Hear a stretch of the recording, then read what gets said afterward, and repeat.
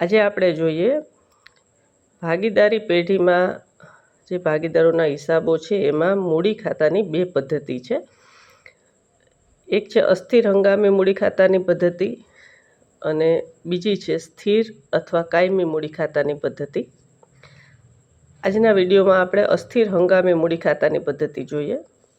તો અસ્થિર અથવા તો હંગામી મૂડી ખાતાની પદ્ધતિ મુજબ ભાગીદારોના મૂડી ખાતામાં મૂડીનું વ્યાજ, ઉપાડ પર વ્યાજ, પગાર, બોનસ, નફો તેમજ ખોટમાં તેમનો ભાગ વગેરે વિગતો નોંધાય છે. આથી વર્ષની શરૂઆતની અને આખરની મૂડી ખાતાની બાકી અલગ અલગ હોય છે. એટલે શરૂઆતની બાકી પણ અલગ હોય અને આખરની બાકી પણ અલગ હોય. એટલે કે 1/4ની બાકી અલગ હોય અને 31/3ની બાકી અલગ હોય. આથી આને અસ્થિર મૂડી ખાતાની પદ્ધતિ કહેવામાં આવે છે. ભાગીદારના મૂડી ખાતાની બાકી અસ્થિર રહેતી હોવાથી આ પદ્ધતિને અસ્થિર મૂડી ખાતાની પદ્ધતિ કહેવામાં આવે છે. બી વિભાગમાં આ પ્રશ્ન પૂછી શકાય. હવે આપણે જોઈએ તો આ પદ્ધતિમાં ભાગીદારને જે મળતી રકમ છે એ ભાગીદારના મૂડી ખાતે જમા થાય. તો ભાગીદારને કઈ રકમ મળે? તો ભાગીદારને પગાર આપવામાં આવતો હોય જે કરાર હોય મુજબ, અથવા બોનસ આપવામાં આવતું હોય, વ્યાજ, મૂડી પર વ્યાજ આપવામાં આવતું હોય, તો એ બધું ભાગીદારના મૂડી ખાતામાં જમા થાય. અને ભાગીદાર પાસેથી પેઢીએ જે વસૂલ કરવાનું છે તો એ મૂડી ખાતામાં ઉધાર સાઈડ થાય. મેં આમાં તમને ભાગીદારના મૂડી ખાતાનો નમૂનો આપેલો છે, આપ જોઈ શકો છો. જનરલી સામાન્ય રીતે ભાગીદારનું મૂડી ખાતું હંમેશા જમા બાકી હોય, ઉધાર બાકી હોય નહીં. ક્યારે? તો કે અસ્થિર મૂડી ખાતાની પદ્ધતિ હોય તો. બરાબર છે. તો આમાં મેં તમને દર્શાવ્યું છે બાકી આગળ આવ્યા ઉધાર બાકી હોય તો. તો આવું ક્યારે બની શકે? ક્યારે કોઈ સ્કિલ ધરાવતો કોઈ કર્મચારી હોય અને એને ભાગીદાર તરીકે દાખલ કર્યો હોય તો એની પાસે કદાચ એવું કહેવામાં આવે કે ભાઈ તારી મૂડી લાવવાની જરૂર નથી અને એની મૂડી છે એને નફામાંથી વાળવામાં આવે, ત્યારે એની ઉધાર બાકી હોઈ શકે. બરાબર. બાકી અસ્થિર મૂડી ખાતાની પદ્ધતિમાં હંમેશા મૂડીની કેવી બાકી હોય? તો જમા બાકી જ હોય. તો આપણે ભાગીદારના મૂડી ખાતાનો જે નમૂનો છે એ સ્ટડી કરીએ. તો ઉધાર સાઈડ કઈ કઈ વસ્તુ આવશે? તો જો ઉધાર બાકી હોય તો બાકી આવે. પછી આવે ઉપાડ પર વ્યાજ હોય એ વ્યાજનો દર તમને આપેલો હોય એ મુજબ ગણતરી કરી લેવાની.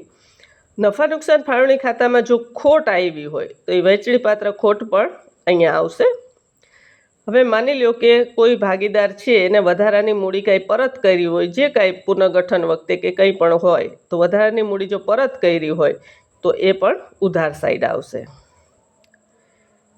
જમા સાઈડ શું આવશે? તો શરૂઆતની બાકી, મૂડી પર વ્યાજ, ભાગીદારને કંઈ પણ આપવામાં આવ્યું હોય, પગાર, બોનસ, કમિશન, મહેનતાણું, XY જે કંઈ પણ ભાગીદારને આપવાનું થતું હોય તો એ જમા સાઈડ આવશે. હવે માની લો કે ભાગીદારે વર્ષ દરમિયાન કોઈ પણ મૂડી વધારાની લાવ્યા છે, મૂડી તરીકે મિલકત પણ લાવ્યા હોય, જરૂરી નથી કે રોકડ જ લાવ્યા હોય, પણ વધારાની મૂડી લાવ્યા હોય તો એ જમા સાઈડ થશે.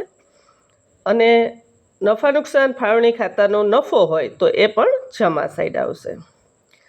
હવે તમને ખ્યાલ છે બે બાજુના સરવાળામાંથી જે મોટો સરવાળો હોય એમાંથી નાનો સરવાળો બાદ કરવાનો હોય અને જે બાકી આવે એ લખવાની થાય. જો બાકી ઉધાર બાજુ આવે તો એને જમા બાકી કહેવાય અને એ મૂડી દેવા સાઈડ લખવાની હોય. અને નફા એવી જ રીતે ભાગીદારના મૂડી ખાતામાં જો જમા સાઈડ ઘટ આવે એટલે કે ઉધાર સાઈડનો સરવાળો મોટો હોય, જમા સાઈડનો ઓછો હોય તો બાકી આગળ લઈ ગયા જમા સાઈડ આવે અને એને કહેવાય ઉધાર બાકી, જે પાકા સરવેમાં મિલકત લેણા બાજુ દર્શાવવામાં આવશે.